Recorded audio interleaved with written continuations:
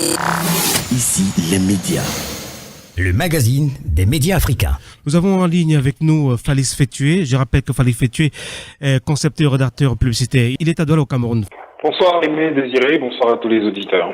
Alors Falice, on voit dans nos rues africaines des images d'Etofis, de Youssou N'Dour et plein d'autres artistes, des personnes bien connues, placardées sur les salons de coiffure, dans les boîtes de nuit et sur d'autres supports pour des fins commerciales. Alors, comment peut-on comprendre cette pratique dans le milieu publicitaire qui est le vôtre ? Nous avons soulevé la question du droit à l'image des personnes physiques. Donc, ce qu'il faut rappeler dans cette jeu, le principe, c'est qu'il est nécessaire de recueillir l'avis, le consentement d'une personne avant diffusion de son image. Ça, c'est le principe. Maintenant, il existe des exceptions et cas particuliers selon les contextes. Donc, par exemple, dans la pratique, il y a par exemple la difficulté à déterminer les limites entre la vie privée, la vie publique, et entre le droit à l'information et le respect de la vie privée.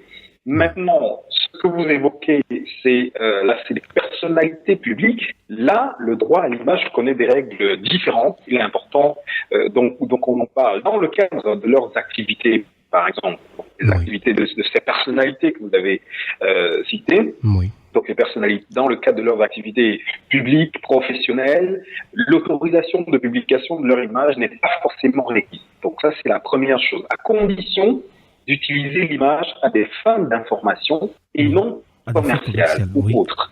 Par exemple, pour les hommes politiques, les vedettes du sport, les chanteurs, on n'a pas besoin de demander leur consentement au préalable. Donc ici, ça s'applique maintenant le droit à l'information.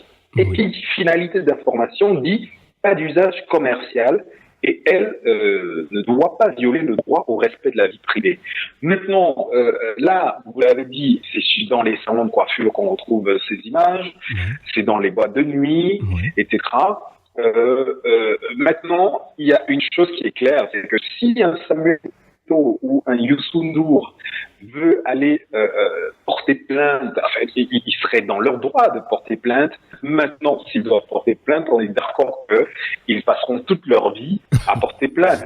Vous voyez un peu. Oui. Maintenant, tant que la photo ou le visuel ne détériore pas ou alors ne porte pas atteinte à la vie privée de la personne concernée, eh bien, je pense que cette personnalité, elle laisse faire, parce qu'en même temps, ça leur fait un peu de publicité. Maintenant, s'il s'agit d'une marque, c'est une marque connue qui prend cette image et la vulgarise, à ce moment-là, la personne concernée va forcément porter plainte, parce que une marque, ça se reconnaît, et justement, ça me fait penser à la photo du Che Guevara, cette célèbre photo du Che Guevara, vous la connaissez certainement, la photo qu'a prise Alberto Corda.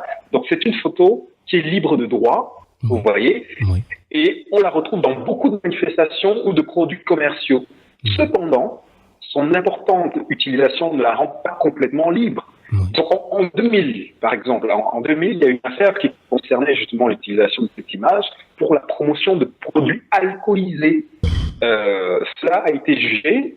La marque de boisson qu'il avait utilisée, à savoir, je vais la citer, pour le cas, la marque Smirnoff, a été condamnée à verser un dédommagement de $50,000 pour dénigrement de la réputation du Che. Donc vous voyez que la marque a pris l'image et l'a utilisée pour des fins commerciales, donc notamment pour ce cas, l'alcool. Donc, on a jugé que c'était un dénigrement de la réputation du Che Guevara. Les concernés dont les images sont utilisées, on peut dire qu'ils tolèrent, ils négligent. Oui, certainement. Bon, il doit se dire, c'est pas. Si un Samuel Eto'o passe dans les rues et qu'il voit que sa photo ou ses photos sont utilisées pour brander des salons de coiffure, c'est aussi un signe d'amour. Mais si c'est une photo privée, je prends si c'est un Samuel Eto'o qui est, par exemple, je sais pas, dans sa maison, là c'est le cadre privé avec sa femme, là ça peut devenir autre chose. Vous voyez un peu. Maintenant, si c'est dans l'exercice, comme j'ai dit tout à l'heure, si c'est dans l'exercice de ses fonctions qui sont publiques, et donc si c'est par exemple sur son terrain de football, là on peut l'utiliser, on n'a pas besoin de son autorisation, de son consentement. D'accord. Merci Falice Fétué d'avoir répondu aux questions d'ici les médias. J'espère être venu à bout de vos préoccupations. Oui, vous avez été suffisamment clair. D'accord.